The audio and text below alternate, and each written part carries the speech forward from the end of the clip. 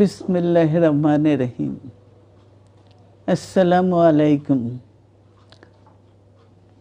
দীর্ঘদিন অসুস্থ থাকার পর আপনাদের সামনে কথা বলতে পারার জন্য আল্লাহর কাছে শুকরিয়া আদায় করছি। আমার কারাবন্দী অবস্থায় আপনারা আমার কারামুক্তি ও রোগ মুক্তির জন্য সংগ্রাম করেছেন, দোয়া করেছেন। সেজন্য আমি আপনাদের সকলকে ধন্যবাদ জানাচ্ছি। দীর্ঘ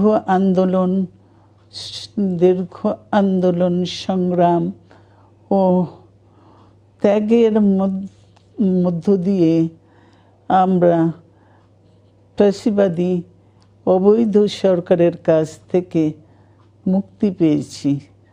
আমি আন্তরিক ধন্যবাদ